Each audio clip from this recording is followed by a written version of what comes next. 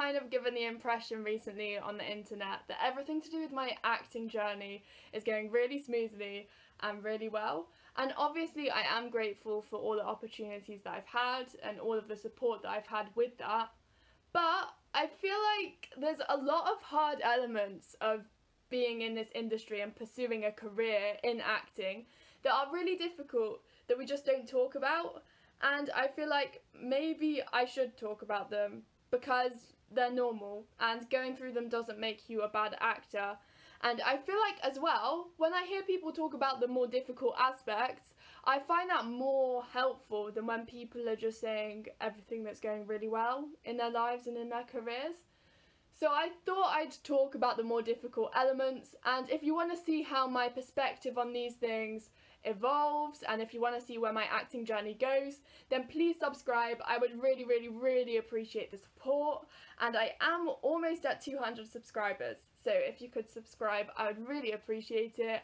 And let's get on with the video. So the first thing is rejection, and rejection is so normal, but I feel like because in acting we go through it so much more than other careers because we're constantly having to look for new work, I feel like it can often be quite hard because it's quite an active process of having to formulate your mindset on it and remind yourself that it's not to do with your own acting and there's so many other things that go into it. So I thought I'd let everyone know because I think it's quite reassuring to know that other people are getting rejected from things too. So I just thought I'd put it out there that I have been rejected from stuff, and I have to keep reminding myself that that doesn't mean that I'm bad at acting.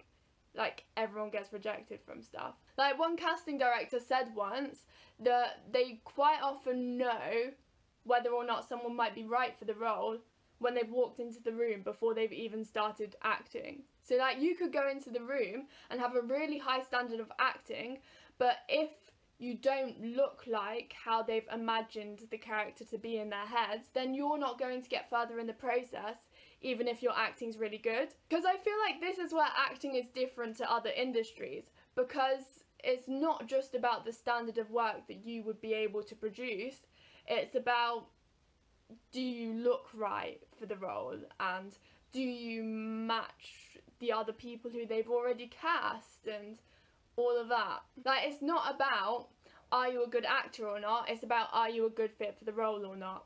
So that's what I have to keep reminding myself, but it's just so common to go through so much rejection. And I know this is meant to be a video about the things that are more difficult, but I would like to say that I am so grateful to be in the audition room because I'm only 20 and I only recently turned 20 and I've not been to drama school, so it is a lot harder to get into the audition room without that like long amount of professional experience behind you and without the drama school training. Like, lots of people just won't want to see you in the audition room. So I am so grateful for the opportunities that I've had, and I think it's all great experience. So I'm not saying it's a bad thing, but just when you're getting so much rejection, it can sometimes feel a bit hard. But I feel like I'm quite good with that. But I just thought I'd let people know that obviously I do get rejected from a lot of things and that's normal. And the next thing I want to talk about is turning 20, because I feel like I'm upset about it.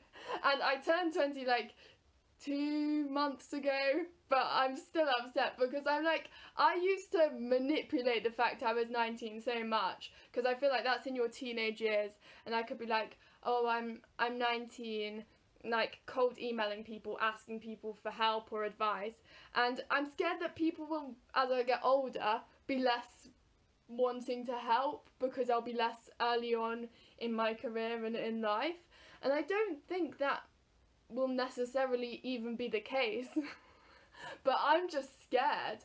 And also there's the element that everyone who was my kind of school year age, or the majority of them, will be coming out of uni next year, and I don't want to be comparing myself to them and their careers because we're all on different paths, but I'm scared that I might and it might knock me a little bit, but that's just a thing that I've been thinking about. But I'm sure I'll be fine because realistically there's no need for us to compare ourselves to anyone at any time, so should be fine. The next thing I would say is that whenever you're doing any kind of performing thing, it doesn't usually last that long.